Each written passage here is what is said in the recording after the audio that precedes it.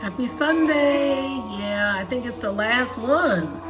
Yeah, it's the last Sunday of this special month, Black History, and we might as well just put in an afternoon story right quick. And this is still part of the story, The Struggle for the Right to Vote, Evicted by Alice Faye Duncan and art by Charlie Palmer. And this chapter is about Minnie joins the fight. Minnie Jamison was no war veteran. She went to college and worked as a teacher. When Minnie joined the League and registered her name to vote, the Fayette County School Board canceled her job. Losing employment changed Minnie. Her sweet purr turned to a fighting spirit. And while Hartman bellowed over bowls of steamy collards and yams about Negro voting rights, Minnie would declare, "That school board can take my job, but they cannot take my self-respect." Hold on. Did we read this? The Fayette County Civic and Welfare League voted Minnie secretary. Hartman served as treasurer. James Jr. was a quiet son who listened with his eyes during loud league rallies at Mount Olive Church. Since Minnie and Hartman never conceived a baby, James Jr. was their only child. And as the couple raised their voices at the late night rallies, freedom was their battle cry. So you see a couple who were not able to have their natural offspring, but they found purpose. And a lot of times, we might not understand how come we don't have the family that we dreamed of. Maybe the two boys and a girl and the white picket fence and the husband and wife. Listen, fill your life with purpose. Fill your life with determination to accomplish what you were called to do, and you will see so much satisfaction. Okay, well, the League members' strategy was to canvass the 15 county districts and enlist potential Black voters. The strategy worked. Droves of Black men and women lined up to register at the Somerville courthouse. Wednesday was registration day. Like many, Black teachers risked termination by the white school board when they registered. And Black sharecroppers lost wages as they left the fields to be greeted by gangs of white folk who cursed, threw rocks, and poured hot coffee in Black faces to suppress their will to vote. During a primary election in 1959, white poll workers told Hartman and John it was an all-white election and no colored could vote. White workers blocked the men from entering the polls. With haste, Attorney Estes helped the League file a federal lawsuit for illegal treatment and obstruction of Black voters. The League's bravery prompted some white landowners to retaliate. After cotton was harvested that fall, they evicted registered Black tenants from the land. So they had no source, no resources, no income, but they rallied together. Entire families were forced out of their homes when Black parents registered to vote in Fayette County. Oh my. James Jr. did not fear eviction. Minnie and Hartman owned their farm in a 4-room house with electricity, a telephone, and a TV, but no indoor plumbing. The isolated property sat in the woods 1 mile off Highway 76 in the Williston community. While his shelter was sure, James Jr. worried for friends.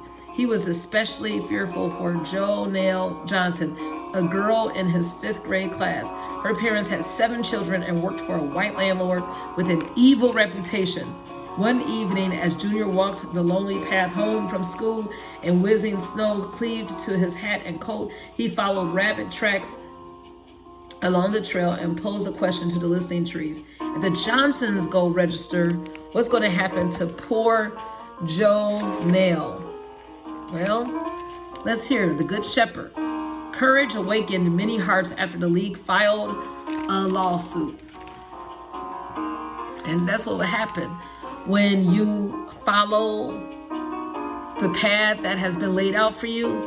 You'll see that there will be bravery and audacity and tenacity and resilience there to meet you. Well, it awakened many hearts after the league filed a lawsuit. During one registration day, 1,000 black sharecroppers converged on the courthouse wearing Sunday clothes, just like it's Sunday today. Come on, you might be coming from church, but you put all that faith and all that good word that you received, and you put that to action outdoors. That's what we're called to do. Okay, this is an afternoon story, but I'm just saying, we received all this inspiration so that we can touch and impact the world out here. Well, they rose before daylight to wait in line for many hours. The White Citizens Council, a group of segregationists, used economic reprisals to punish these men and women who added their names to the voting roster.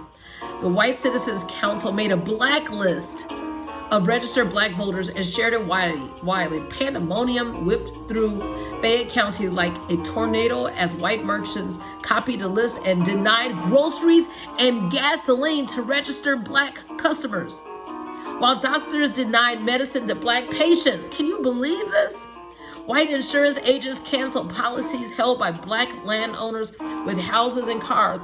Farmers like Joe Nail's parents were evicted from shacks already uninhabitable with holes in the wall. Shepherd Papa Towles was one of the few black landowners in Fayette. With 200 acres, he invited displaced families to pitch Army surplus tents in his field. Oh, this is wonderful. Talking about migrants. This is how they opened up their land for those who didn't have homes. Their properties were stolen from them. And this is the example to open up your resources and share. Oh my. Families pitch Army surplus tents in the field on Old Macon Road. Gertrude Beasley was an elderly black woman who hosted families on her Fayette County property along Highway 57. Mary and Early B. Williams and their son and 3 daughters were the first family to move into a tent on Papa Towles' land. They were evicted from the Leatherwood farm at Christmas time in 1960.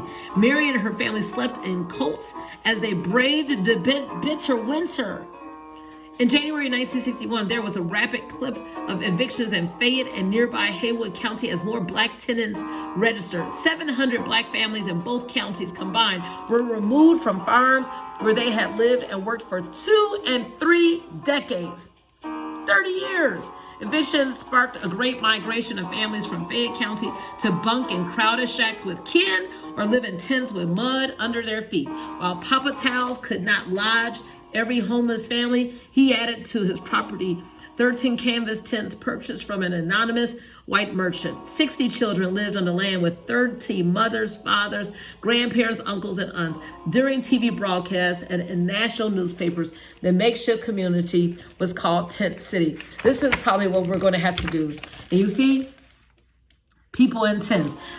We don't know what the future will hold, but we're going to have to go back to our roots as far as helping one another, really reaching out, because people are suffering. Yes, our own. They settled in Tent City with yelping stray dogs, wood-burning stoves, pot-belly wash kettles, oil lamps, patchwork quilts, and broken chests of drawers filled with knick-knack memories. The white tent merchants required anonymity for his safety, while families in the tents owned blacklisted names like Williams, Turner, Trotter, Junkins, Frazier, and Mason. Their hiding place was a cross of unmerited suffering. But we're strong enough. We have come through so much. And I don't know, can we continue?